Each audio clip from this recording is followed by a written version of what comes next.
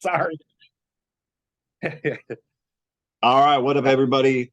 I am Captain Ricardo Queso, and I'm here with Anthony. Now, Anthony, my first question is, are you an Anthony or are you a Tony?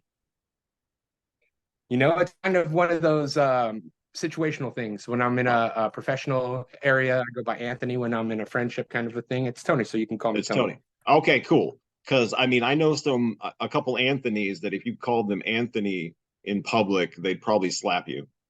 No, Um, not one of those guys. okay, good. That's so okay. Kind of in the opening, we got to the segue. You have a portrait behind your head right now.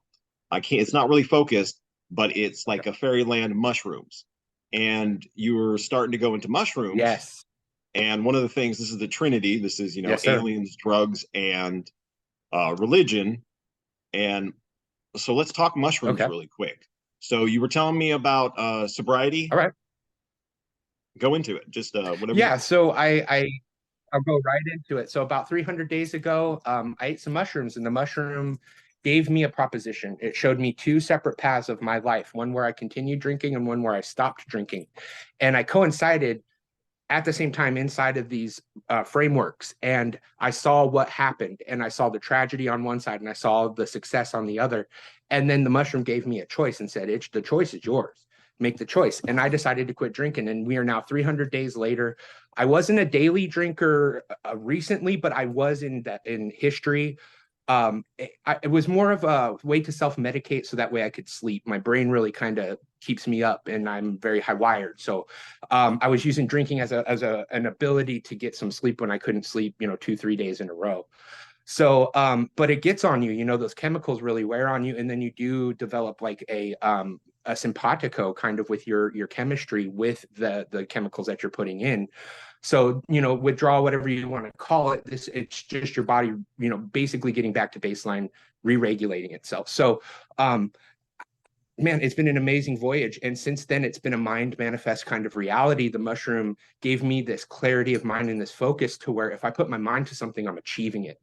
And so not only did it give me this ability, but it also took away the obsession of the drinking. Now, by that, I mean, when you are enveloped in some kind of addiction, it's something that taxes your mind constantly. You're constantly thinking of it, constantly obsessing about it.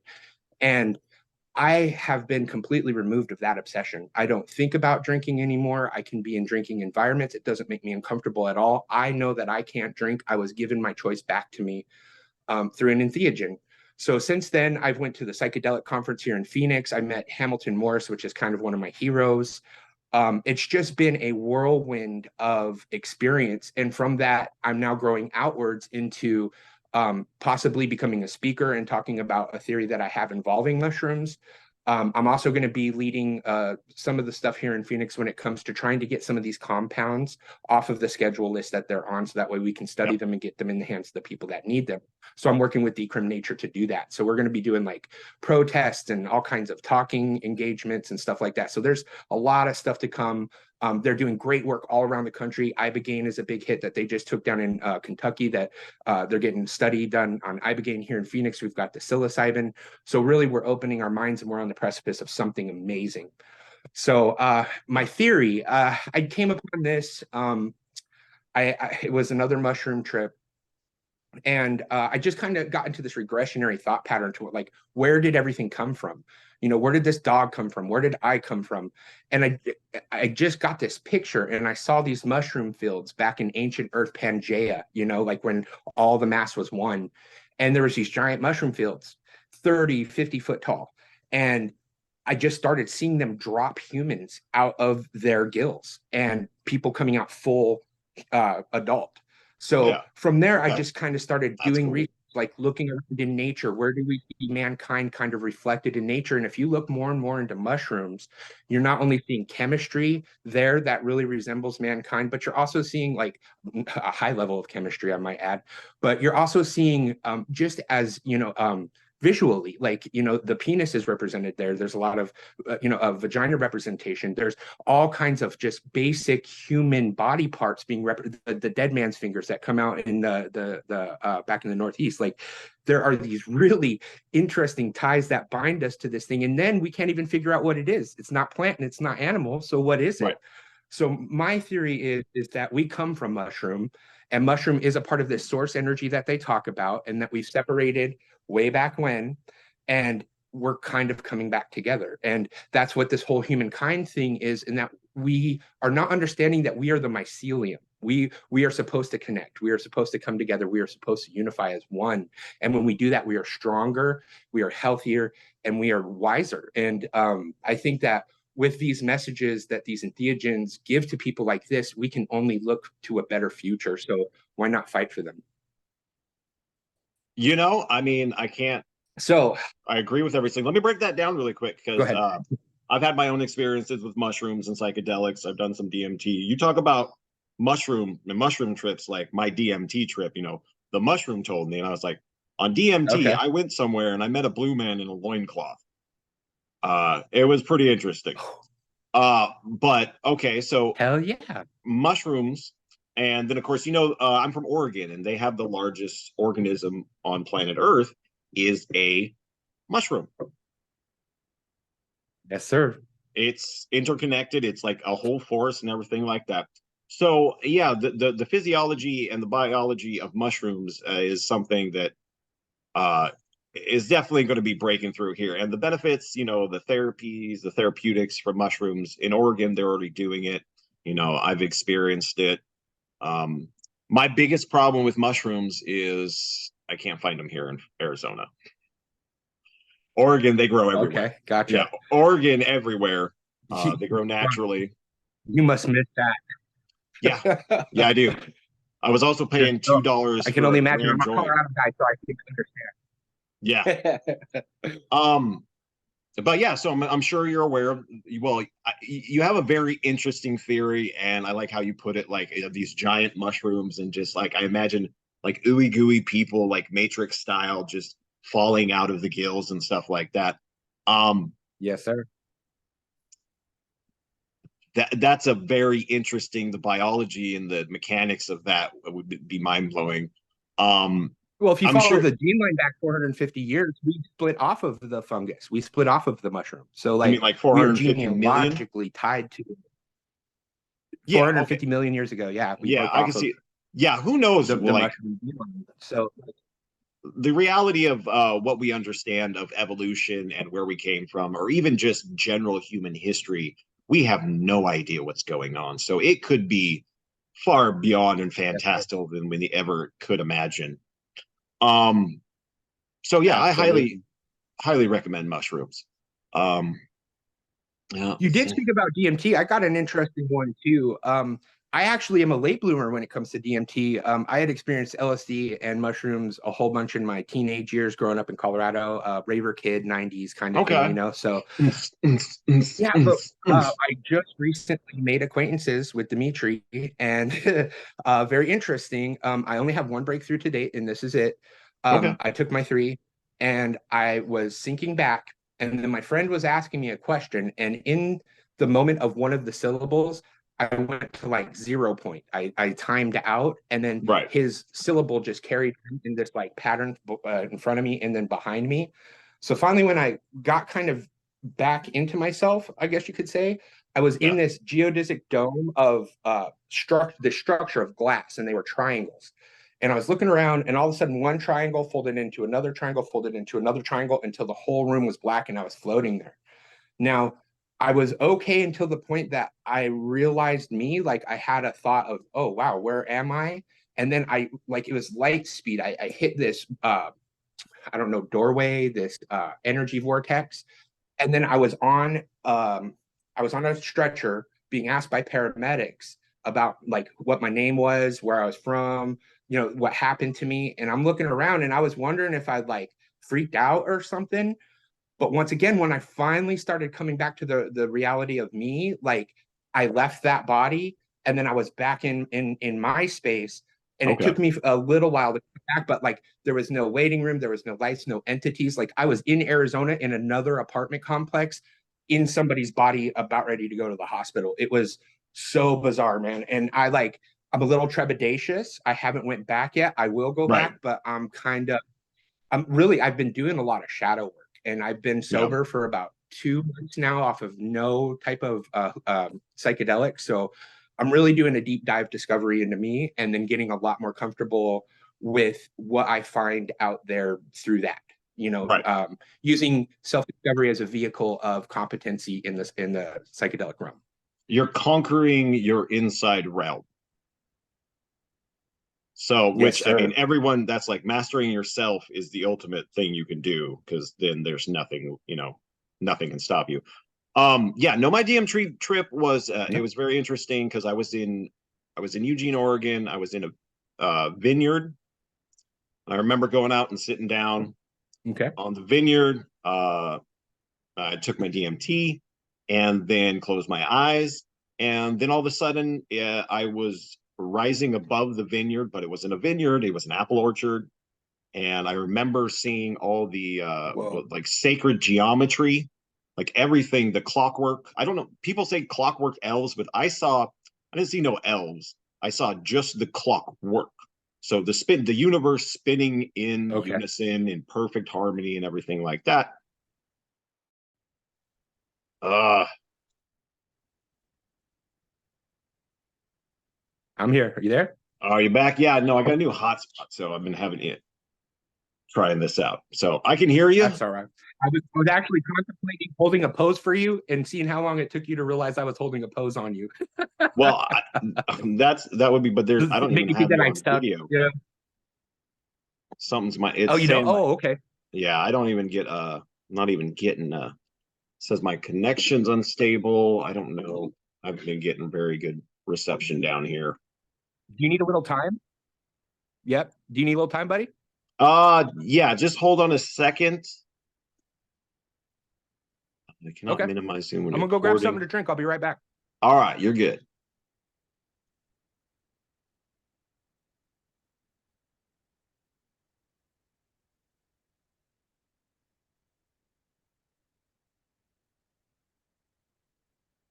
There we go. All right, Little we are dry from back having technical difficulties. But yeah, no, so okay, back to the DMT trip. So I saw the Vineyard. clockwork of the universe, and then all of a sudden there was a blue man in a loincloth. And not like Blue Man Group Blue, but more like Right. indigo. And he reminded me of an Aborigine because he was like a Okay. desert person, just all sinewy muscle. And he had the skullet kind, the old man skullet, where it's just like Okay. hair here, up here, just round, but nothing on top. And So do you so have any Australian ties, or are you like fond of the Aboriginal? Like, is there a tie there personally with I'm a you, or was fond that of just something that you shamanism all over the world, no matter what. So kind of that, okay. living, big fan of, the kind of isolationist, the ability to live off the land in extreme situations. I'm down here in Phoenix. I'm from Oregon, Okay. and like the Hermetic, yeah. desert, yeah. It's so I'm out here in the desert myself, and so then off to the left of him was this humanoid form that was just a black shape, and within it you could see little speckles of light. And then all of a sudden, uh, it started cubing off from the top to the bottom, from the head to the toes, and these little cubes shot off into space into like a little wormhole. And I have no fucking clue what that all means. I mean, Dude, that's gnarly. left hand Well, I pass, was right looking hand at. pass. Ooh. Huh? Have you been keeping up with the DMTX, like the Strassman project? Because they're No. talking about like sustained time in the DMT realm. So they're talking like intravenous injection of high dose DMT like every 30 minutes Woo! at a time length of 4 to 6 hours. So you're That like sounds suspended. so fun. You're suspended in the realm for like a work shift, you know? Now, So and they want I to have a master problem it. with that. That's like their goal. Well, okay, so that sounds great, but I feel like a lot of the stories off people who do DMT is that these beings, these entities out there, they're never malicious or malevolent, but they're kind of like, you're not really supposed to be here. Like I've had that thought. this is reserved for like that dude who lives in a monastery, and for 40 years he trains his breath to reach The this. ascendant. Exactly. And here we are, just a bunch of punk ass kids, just going on a joy, taking, hey, just like, oh, this place is pretty cool. What are you guys doing? It's like, get off my Oh, that's fucking lawn. great. That's great. It's funny you say that too, because I was kind of on a similar thought line about that. But the thing that Strassman was saying about the realms of the DMT is that your brain cannot hypothesize of a world it has not already seen. So Right. whatever it is that we're reading over there is something new to us, and we haven't seen it before, and it's presenting us with this newness. Now, my idea of it is that we can only process so much in this microchip that we were given, this flesh microchip. So we can only see a condensed version of the energy realm that's actually there, and it's bound by the framework of the world that we've already created in our mind. And that's why I asked you if you had a connection to Aboriginal or Australian, because I think they were communicating to you in a form that you best would understand. I'm a So, big fan of Mad like Max. Mad Max was there. I felt, because I got a little bit of like a mean shaman almost, Yeah. and then you were talking about the Aboriginal, like the loincloth and stuff. So it was just almost like the perfect being for you to encounter. You encountered, and if somebody's religious, then they're going to see a religious iconography. You're going to see, even if they're not religious themselves, if Right. they've seen the framework, if they built that world in their head, they're going to encounter it in some type of a realm that you get into when you discover these things. Right. Yeah, it's a trip. And this is actually going to kind of segue into what I had originally wanted to talk about, but this was just a Okay, cool. little uh, light beam of light coming through unexpectedly on the mushrooms. And like I Thank you. said, so yeah, the reality and what it is, I've been thinking about a lot lately. And usually, what I do for this is I roll a dice and I let fate decide whether we talk about aliens, religion, or drugs. But Okay. since they had just recently had those UFO hearings, Congress just held the Okay. UFO hearings. I wanted to talk a little bit about Yes, sir. aliens. And so, my first question, Okay. of course, is, I mean, I kind of know the answer now. Aliens, do they exist? Yes or no? It's a perception thing. And what by that I mean anything different than us is alien. So any type of life that exists outside from the normal patchwork framework of life that we are used to is going to be alien. So yes, Right. they exist on several different, there are, the physical realm aliens that come from a different place. There are interdimensional beings that travel through space and time. There are, the understanding of the energy that we have inside the small microchip, I'll use it again, um, it only allows us just a narrow spectrum of the field that's out there. Right. So for me to stand in front of the universe and say that life never happened anywhere else in any other time or space, because we're not talking about just a linear function here. We're talking about like a three-dimensional, dodecahedron of possibility and accumulation of time. So yeah, Right. I'm 100% on the Okay. alien thing. And actually, I think you're probably the first one to bring it up. Before I brought it up, is when I speak aliens to a lot of people, we talk about, they automatically go to extraterrestrial, and I'm like, what about interdimensional? And I don't know that I want to talk about interdimensional. I think we already kind of touched on that, because I don't think most people are at that point yet. They just can't comprehend, which blows my mind, because a lot of individuals who are, say, conservative Christian, when you ask them, do you believe in aliens? They kind of respond no, or yes, but they're demons. And you say, but you believe in angels, right?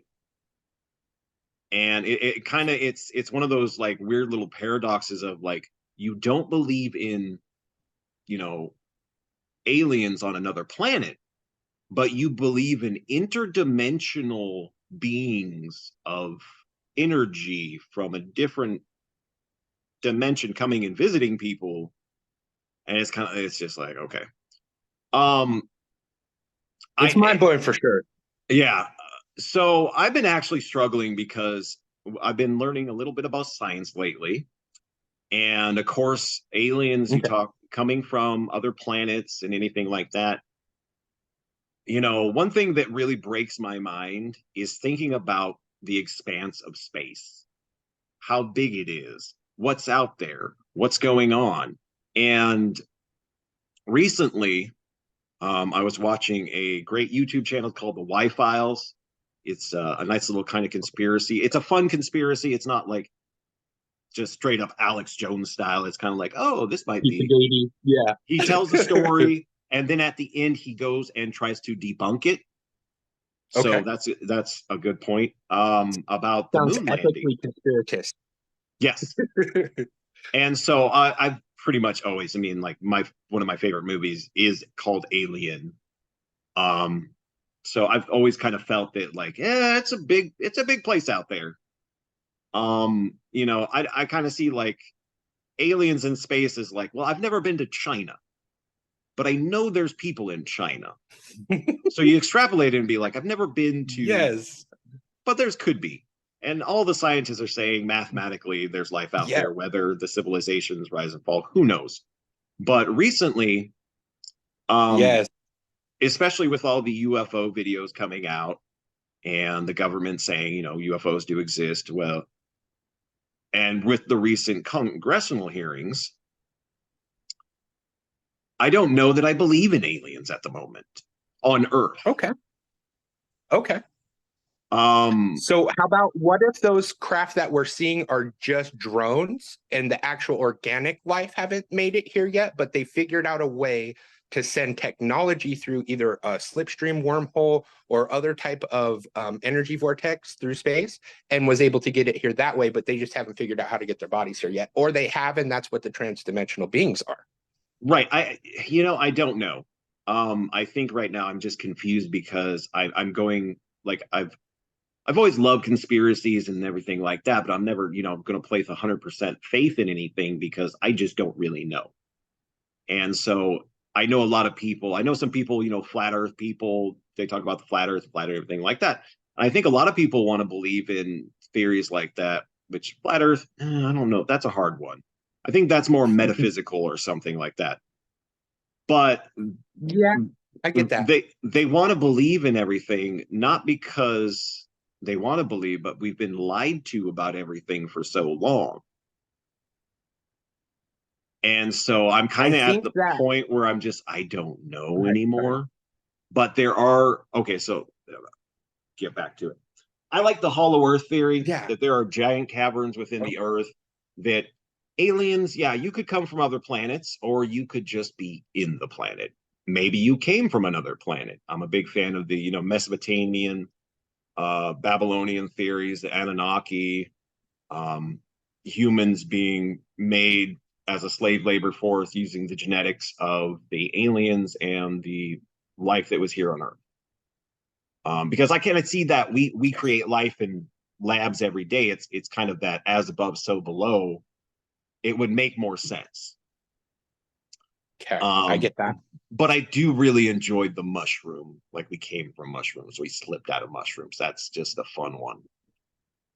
It just makes Um, so much fun to look at when you kind of just start really deep diving into the similarities throughout time and how it still presents today. And then you were talking like the biggest organism on the planet happens to be a right, mushroom. So it's like this ancient energy, this old thing that's been around forever. It's got a purpose, and I think it's directly correlated to us, and our source energy is back where it comes from, you know, and how we got right, slung out here and how we coalesced into this solar system and everything else. I think that the concentric ring of if it was a bang is probably a good indicator of where life is going to start growing as far as, you know, the universal spectrum, you know, start draw the concentric circles out. You know, we're in the Goldilocks zone or whatever it is right now where we've grown, but there's probably older ones and there's probably younger ones as well. right. Um, but back to the aliens. I yeah. Um, an advanced civilization with way more, technology and everything like that. People say, I got that backwards. People say that, oh, if aliens exist, why haven't we found them? Well, if you're an advanced civilization, just like if we wanted to go into the jungle and observe a species, we wouldn't have to go there and they wouldn't know about us because our technology is so far advanced and our way of thinking is more advanced than the chimpanzees we observe that we probably came from. So, and I think, just learning about history, getting stoned and watching documentaries about ancient Egypt, the Mayans and everything, and all the technology that they had, the knowledge that they had, we still have no clue how they built the pyramids. We still have no idea for the most part what they were used for. And there's just so many things just like, I know people, I've seen people, they didn't do this. But I don't know. I think we're getting into a point of history where with the technology and the availability of information is everything's going to be coming out here pretty soon.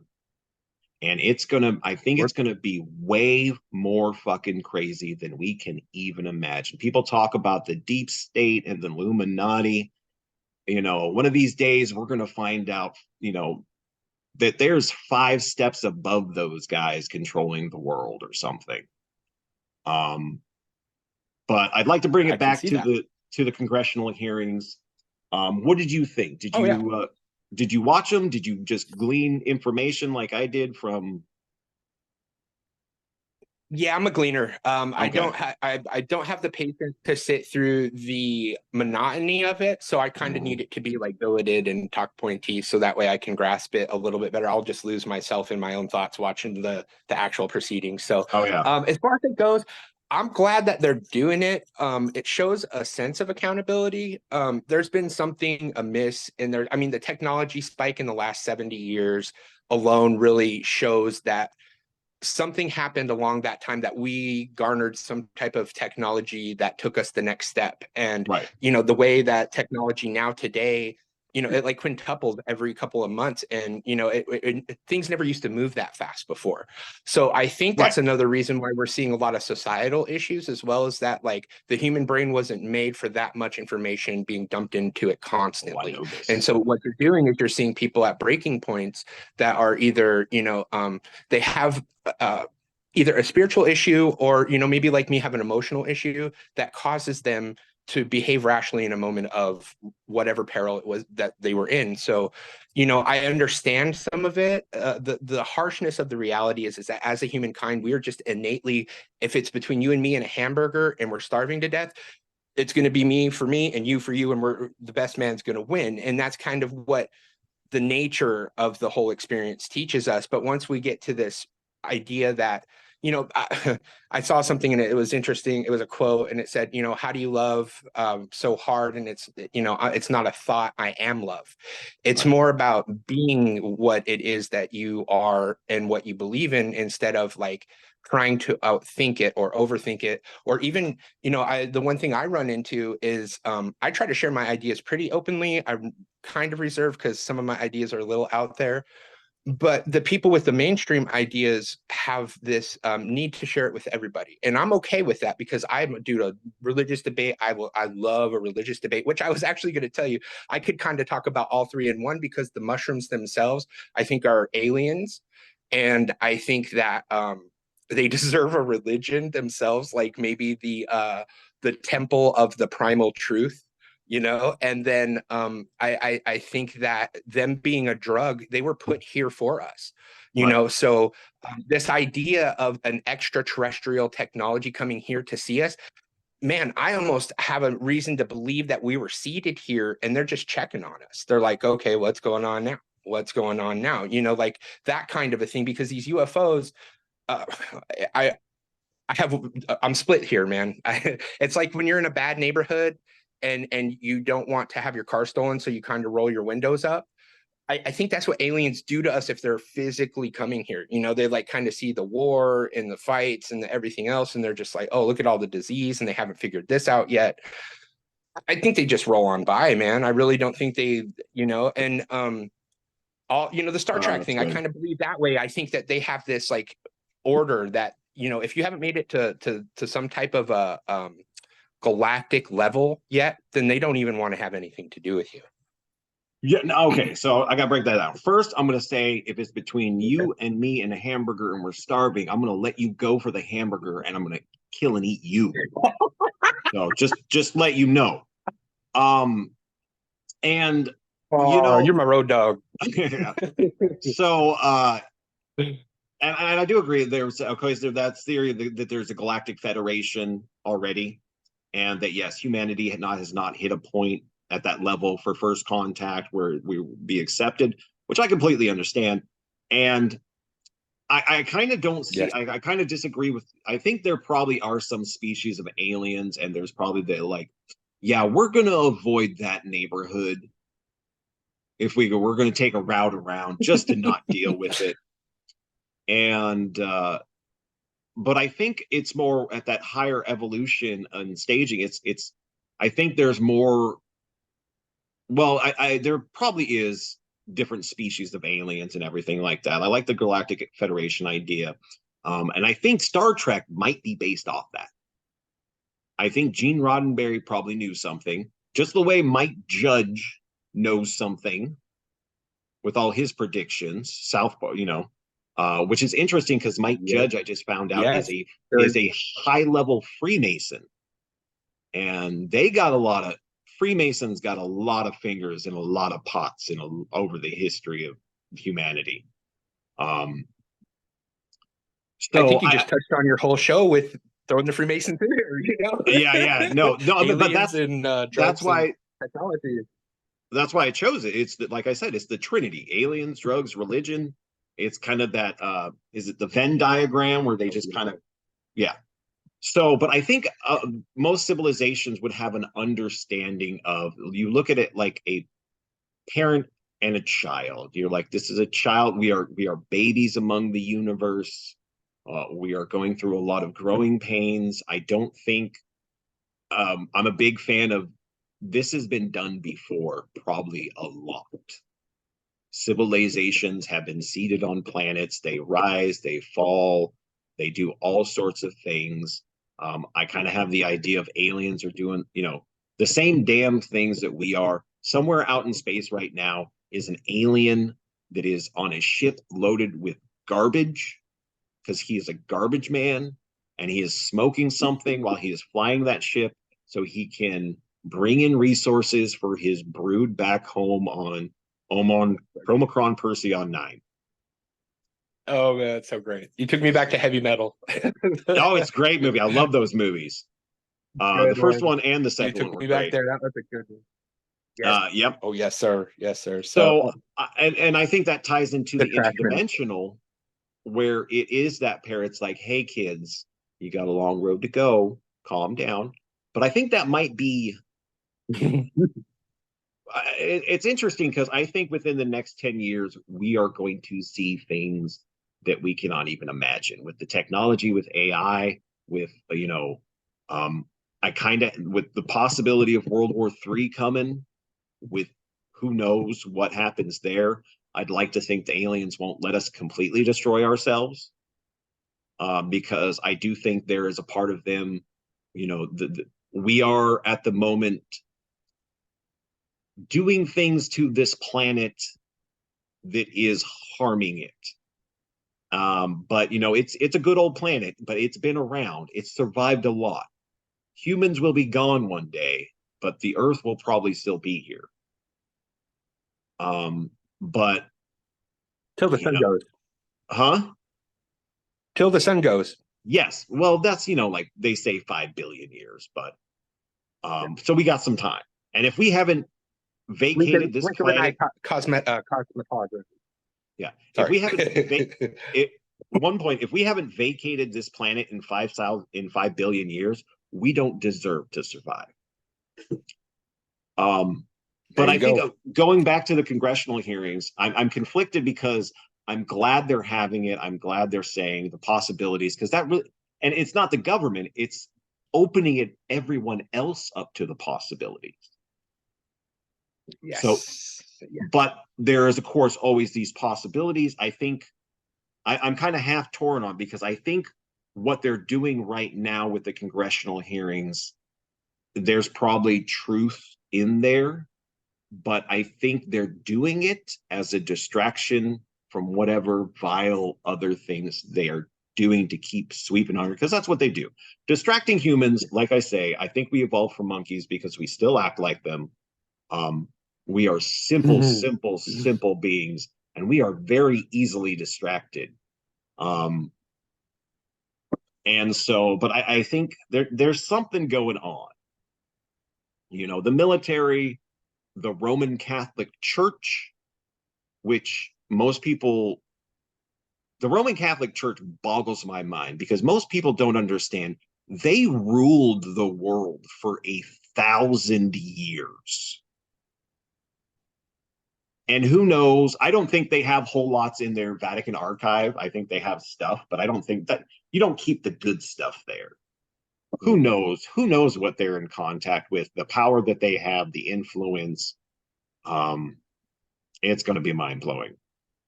So, okay. So I think we both, yeah, I don't know, like I say, 100% sure on everything.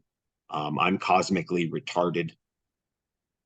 Well, I was going to bring that up earlier. Is like the movie Dogma back in the day. They brought it up and they said the difference between ideas and beliefs. People will die over a belief, but an idea can be changed. So it's important to not become too resolute in a thought process, because eventually it will get changed, because that's what wisdom is that you take what once you didn't know and then you put it into something that you do know now, and then your idea and your understanding changes, and then you just do that over into perpetuity until you become as smart as you can possibly be. So that's kind of, you know, anybody who says I definitely know this or I definitely know that, I'm a little suspect of, because it's like, well, there's a lot of possibility out there. Yeah, no, quick shout out to the movie Dogma. It's one of the best movies ever. That line was delivered by Chris Rock, who played the 13th disciple. Yeah, I love that movie. Kevin Smith films. Clerks 2 is one of the most funniest movies ever. I figured it'd be a popular among your listeners and viewers. Oh, yeah, and but that would only be me. So, okay, gotcha. Oh well, we're gonna grow this thing, man. Oh, we'll see. Yeah, hopefully. But I had a point, and it was something totally forgot. Dogma, great movie. Ideas. People who say, I've always said it for years, if anybody says they know the truth, run, just run from them. Yeah, they're gonna ask you to drink Kool-Aid at some point. Well, because and then that's, you know, I worked in mental health as a caregiver for 20 years, so I have a little bit of mental health training and everything. And on my own, I've done some research, and I know that my brain lies to me all day long. Our brains tell us that we're much better, smarter, better looking than we really are. You know, this whole, people say, just be yourself. And I'm like, no, don't be yourself. Be someone else that is better than yourself, and then you will be better. Because it's just the people that say, I call it like I see it. And I'm over here just like, well, your perception is literally shit. You don't even see all the colors that are around us. And so that was a good one. Yeah, no, I like that one. I was bitter and jaded very early. And they say, you know, I understand, like you were talking about your carnival at night, and that's part of your drinking was to, you know, shut down the carnival. My brain is bursting. I've watched so many documentaries, read so many books. Like I've told the, you know, I went to the doctor or mental health therapist and be like, my brain is fried. And they were like, well, you know, your brain can't technically be fried. And I was like, you're not my doctor anymore, because you don't obviously understand what I'm saying. Oh, you're gonna semantize what I'm trying to tell you is my symptoms. Oh boy. Exactly. And I've heard that so many times. So but yeah, no, I kind of think the congressional hearings are, I'm glad they are happening, but I think they're a distraction. They're, I don't think governments on Earth have that kind of technology, the drone technology we're talking about, because we've seen videos of, you know, it going from 6,000 feet to 60 feet in less than a second, and then going from above water to below water. And I can't imagine unless there is that like secret government connect reptilian Illuminati where they're all in on it, which people have a terrible time getting together and working together in the first place. I think I like the hidden, the hollow earths, that there is civilization. The Emerald Books of Thoth talk about, blasting chambers in the earth so that they could live.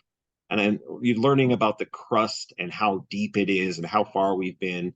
Why couldn't there be giant chambers in the earth where a civilization that's thousands of years old, they have, it's interesting because, you can't go to Antarctica.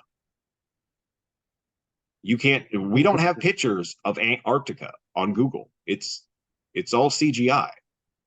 Whoa. And there's so many weird things going on.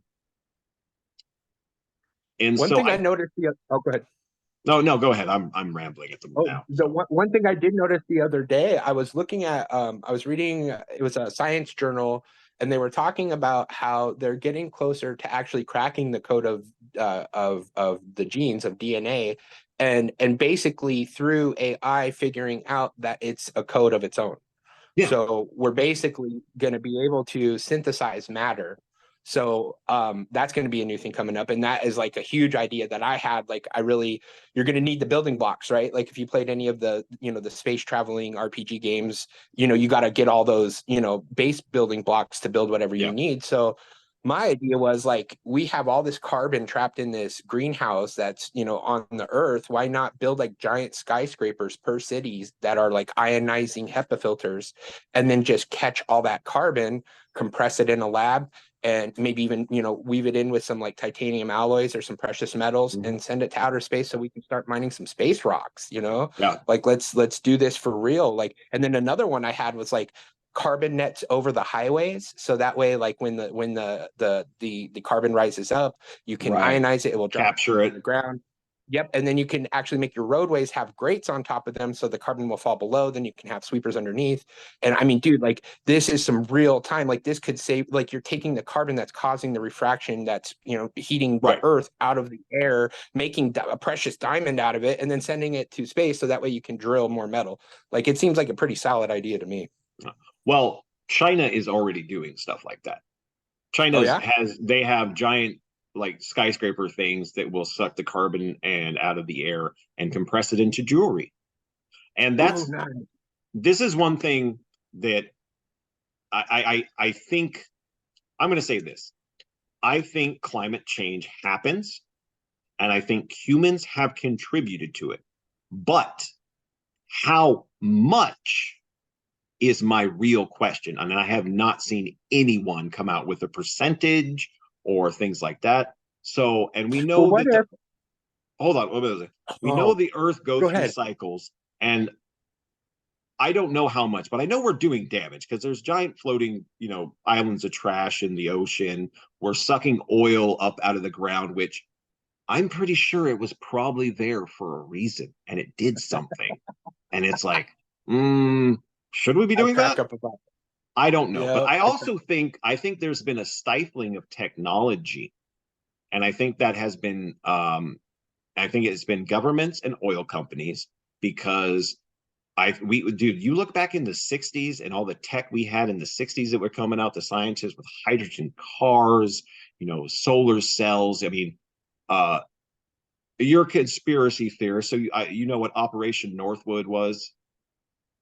So where the U.S. government had come up with, ringing a bell. Remind me.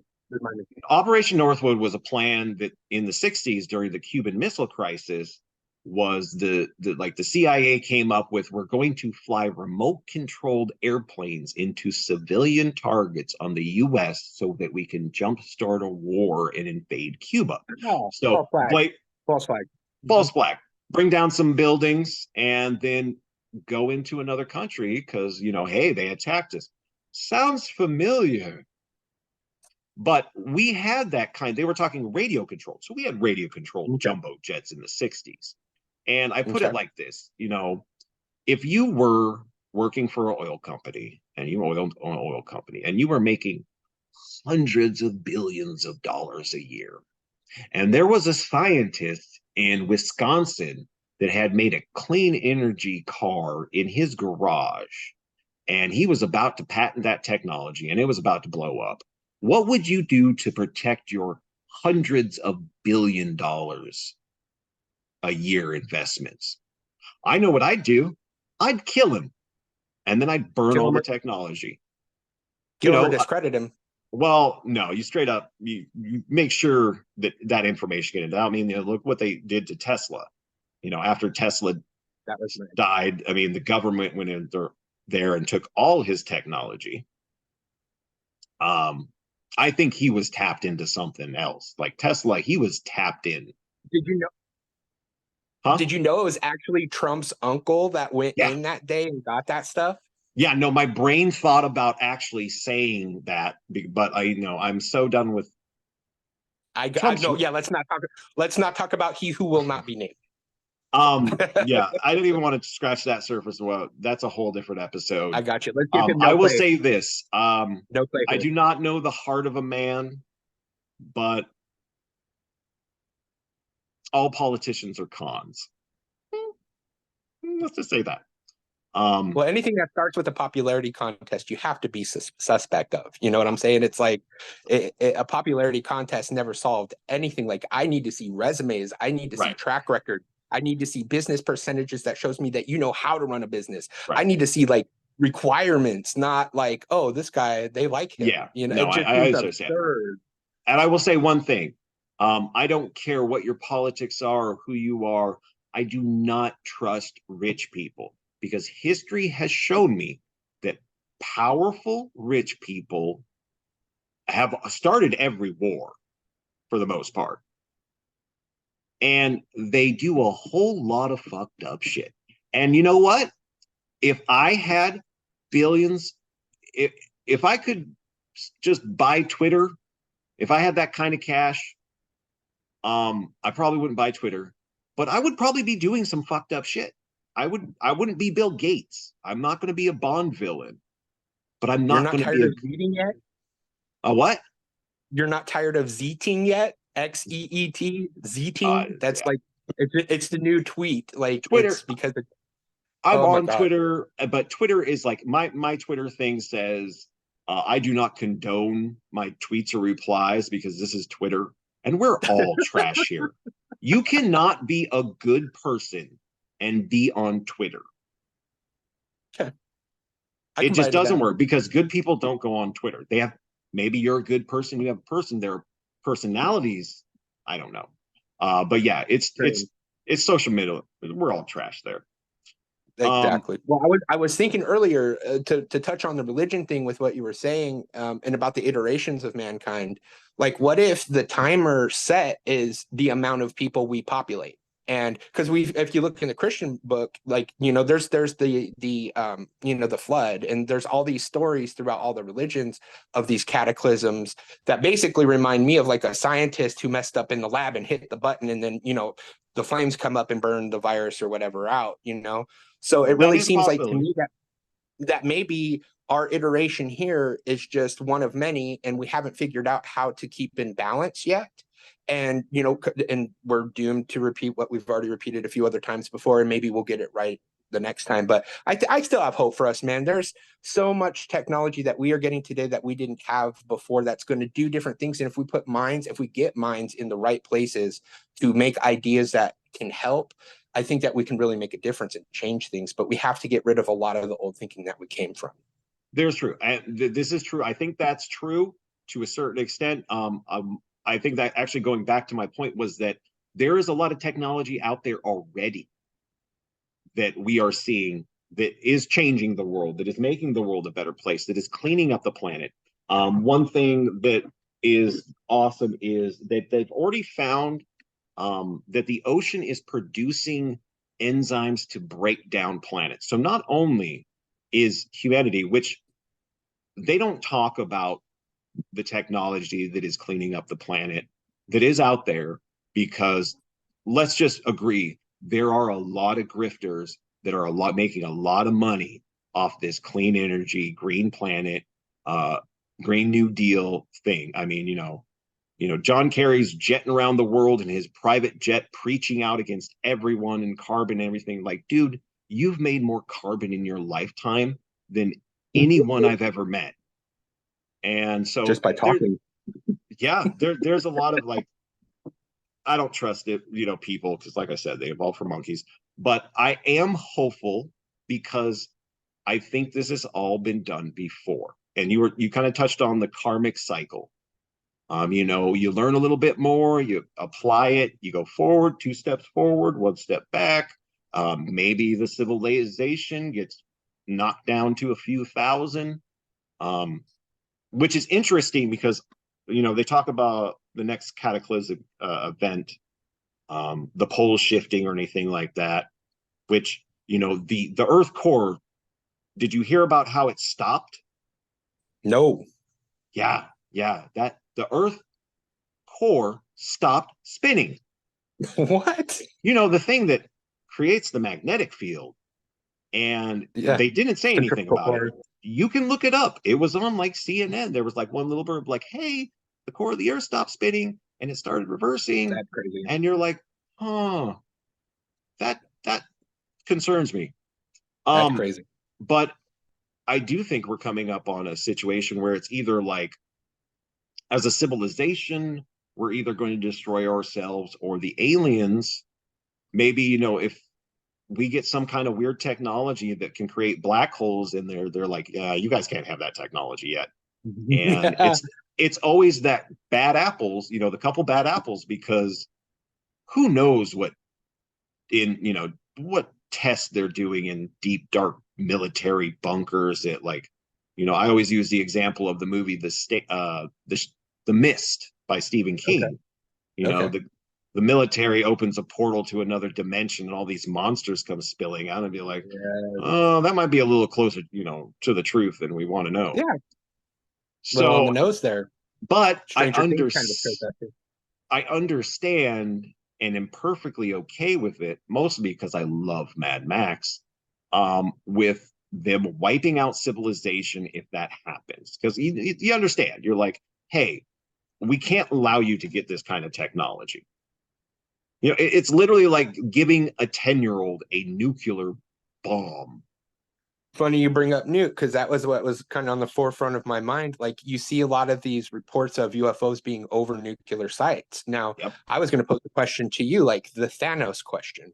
If quantum entanglement is real, right, and we are entangled to another molecule over on the other side of the universe through spooky long distance, whatever, what Einstein was talking about. When we're annihilating the molecules on this side of the entanglement, what are happening to the molecules on that side of the entanglement? So really, it's almost like the Thanos effect, like you're really annihilating something somewhere else because you're annihilating what it's tied to. I really question that one. I think we are all interconnected in a style, in a sense that all is one. Okay. But I think local activity is kept local, because you look at, like, okay, so if it's kind of like, I don't know on that one, if the understanding, I will just take it as like, if I burn down a house in Wisconsin or something, it doesn't really affect what's going on in California. Okay, I can see that butterfly effect. Yeah, it's that it maybe a particle of smoke through various ways ends up in California somehow or something like that. I don't know, but it's just, it's like the ripples in water. You throw a rock and goes out, the ripples happen, but they get smaller and smaller and smaller and smaller. Yeah, I've always wondered about the nuclear, because you're splitting the atom. So like, it's doing something that I think in nature is not really seen often. No. So that's why when it happened, they notice it and they're like, okay, well, who is this? And then it's basically like a 4-year-old toying with a nuclear reactor, and they're like, oh man, we got to get out of here as fast as possible. Yeah, no, that's what I'm saying. That's why I brought up, it's like giving a 10-year-old a nuclear bomb, and you're not going to do that. You're going to take, and if it comes down to it, you're going to kill that kid before he gets mad and pushes the button. Mommy, I want some ice cream. No. Boom. So yeah, it's going to be, like I said, I think it's the next 10 years is going to be mind blowing. The next year and a half. Uh, oh, I wanted to bring up Mars with the nuclear. We were talking about the nuclear and everything like that. And he was talking about that is an event that does not really happen in nature that we know of. And learning up a little bit about Mars, Mars is covered in that nuclear glass. You know, when nukes give off, like there's a certain thing that happens, and apparently Mars is just covered in it. And they're like, well, this only happens with nuclear blast. It was like, okay, so why is Mars covered in it then? There's some places on this planet that are ancient that have some type of nuclear isotope in the deep soil as well too. So like Well, there, I yeah. believe it's the Bhagavad Gita, the Vimanas. They're talking Mhm. about the flying ships and how they Yeah. came here into a nuclear battle. And yeah, I do believe, like, you know, it's just the adage of, you know, a superior technology to a you know, an inferior race is going to seem like magic, you know. Yeah. So it was our way as an infant species of explaining what we saw. And then, you know, angels and demons alike, it was our way of trying to put into a framework of what they were witnessing. And all of them come down from the sky, and all of Yeah. the The heavens. iconography. Yes. So it just reads to me as something that's happened before. It continues to happen. We're just now getting dangerous, you know? So instead of being like Mhm. that 9, 10-year-old that can kick you in the balls, or like that 16, 17-year-old that can come up and give you an elbow in the nose, you know? So it's Right. like you and that's when we really need the guidance. So if they are out there and you can hear me, we're waiting. We need a little guidance down here, please. Yeah, no, and that's the thing about is the question is, will they intercede or will they let us hang ourselves? Because Let's hope it's they one of have the compassion. but sometimes, but that's the thing I'll pick up, because having compassion is sometimes letting someone hang themselves. Ooh, nice Um, turnaround. it's it's one of those where, like, if somebody's on a they're on a streak and they're all they're going to burn every bridge they can and they're going to jump off that cliff. Sometimes compassion is not interceding because you're going to make it worse. They're just going to be mad at you.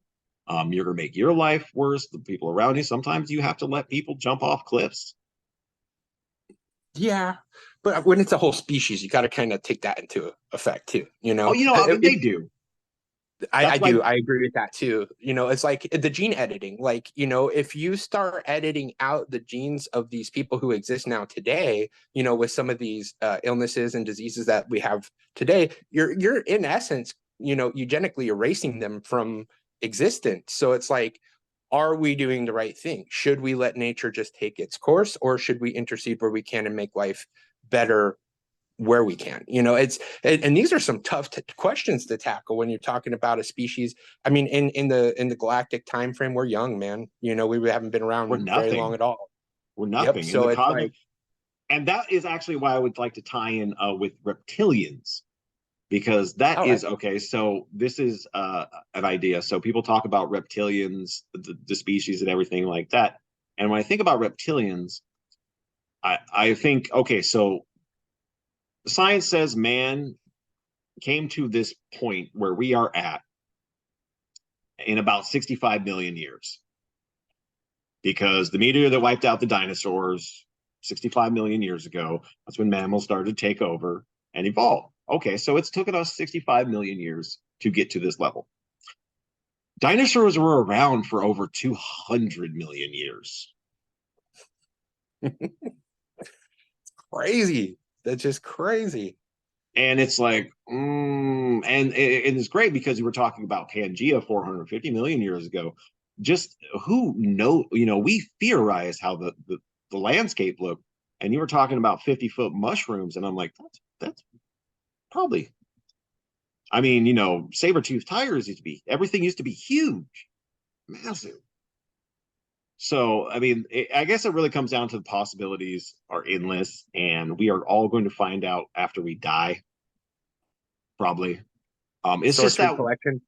yeah, it's just that waiting period, like Tom Petty said, that, the waiting is the hardest part. Yeah, I'm yeah. at a point, I'm old, I'm tired. I want something to happen now. Instant gratification is one of the hardest human conditions to deal with, for sure. And I am purely American, and ADD and ADHD is the going thing these days. Uh, but I don't know. I just don't know anymore. And I got something for you, and it's a little bit of okay, advice if you don't mind it. go ahead. We were talking about DMT earlier, and I just looked into Wim Hof, right? And Okay, the Wim Wim Hof. Hof method was created because he wanted to find a way to access the endogenous DMT in our brains. So he Okay. created this breathing technique to access DMT. And so that's what it's actually created for. So if you and your listeners would really like to figure out a little bit more about Wim Hof, man, he blew my mind when I figured that. I was like, wow, that's what that whole thing. Oh, sorry. No, That's you're what good. that whole thing was about, was him trying to figure out how to access the DMT in our brains. And I've done it up to about 3.5 minutes, and I was getting some of the geometric patterns and some shapes and a little bit of neon colors.